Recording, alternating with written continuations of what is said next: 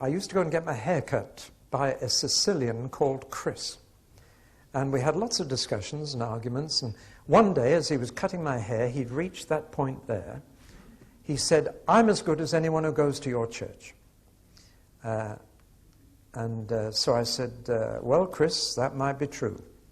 You'd have to know the people who come to our church to know that it's true, but it could be true." But I said, "That wouldn't make any difference. You still need what we've got." And he said, "Why?" I said, "Well, tell me this, Chris. Are you as good as Jesus?" And he said, "Yes." Well, that ended the conversation. There was nothing in my book on witnessing that told me where to go next, because he was supposed to say no, but he said yes. So I was quiet, and he worked his way around the back, and he got to there. I can remember it vividly as that. And he got to there, and then he said, "Well, perhaps not quite." And then he began to climb down. He'd been making a false comparison. And I could take some pretty bad people inside the church and some pretty good people outside the church and make a false comparison. See, whenever you compare yourself with somebody else, that's a false comparison. You see, what we need to compare is what that bad person inside the church would have been if they hadn't been inside the church. That would have been much worse. And what that good person outside the church would be if they were inside. They'd be much better. Do you see? The comparison is with ourselves as we could be and as we should be. Similarly, people are quite prone to take bad charismatics and compare them to good evangelicals, or vice versa. And people come to me, and indeed I've been asked already today, "Well, what about this great evangelical Christian who wasn't charismatic? Where do they stand?" See, we make these false comparisons. I want to show you the right comparison to make. Here's a little diagram which I found helps a lot of people.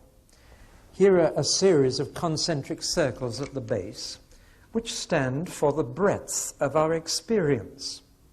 And on those bases we build pillars of the church, the Bible calls us.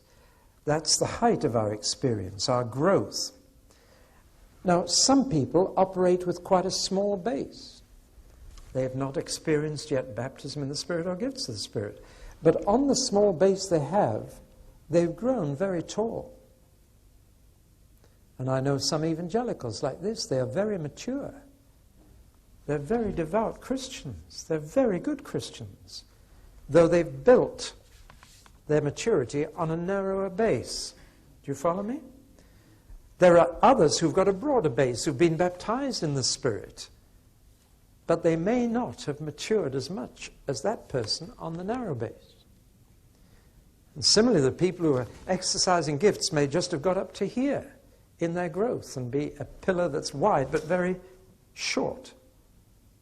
You getting the whole of the picture? Now then, this person in this wide low pillar should actually look up to that person who's been building on a narrower base and respect them. Not look down on them. But it's so easy for somebody who's got a broad base to their experience to say, "Oh, that person's lacking something." And they may have grown far more in the Lord and been more obedient and devoted to the Lord than this person.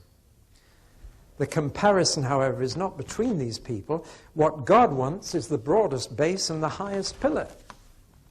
He wants us all to have gifts and fruit. And people say to me, "Which would you rather be in, a church full of gifts or a church full of fruit?" Well, there's no choice in that. I mean, a church full of gifts without fruit is a dreadful place to be and will soon split up. But a church with fruit but not gifts is likewise not a very exciting place to be for a start. Let me bring it right home. Let's take a very mature person who's grown in the Lord and is exhibiting fruit but not gifts.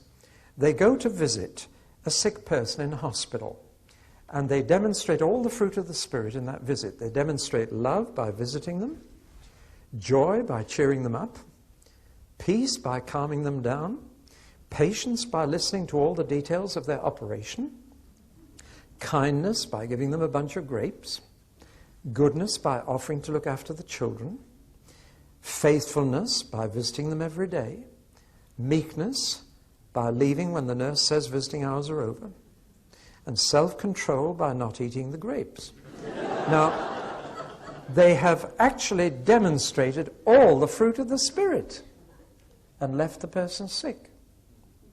Because healing is a gift, not the fruit. So, you see, we need both. Love can offer sympathy, but it sometimes finds itself helpless in a situation because the situation requires a gift. We need both. And the ideal is that we all be pillars in the church with as broad a base as possible and as much height as possible. That's what we're after.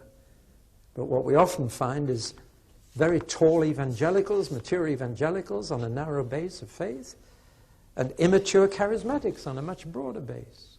What we need is both. Big pillars, wide and tall. That, I believe, is the answer. But the point I'm making is that a charismatic here should respect and look up to here, not despise that person. They have gone a long way with what they had and have matured in the Lord through doing so. You follow that? It's an important comparison, because sometimes you find the leaders of the church are up here and the members are out here. There's tension between the two. Ideally, both leaders and members need both gifts and fruit. Which brings me to the close of this series of talks. If we're really going to have unity, then frankly, charismatics need evangelicals, and evangelicals need charismatics. Now, of course, what I'm saying is that evangelicals need what charismatics have got, and charismatics need what evangelicals have got. But the question is, are they going to get those extra dimensions separately or together? I hope they'll get them together. And that instead of each stream saying, well, we want what the others got and we'll get it separately, it would be lovely if each stream went to the other and said, we need you. We need not only what you've got, but we need you to be one church that is like the New Testament church.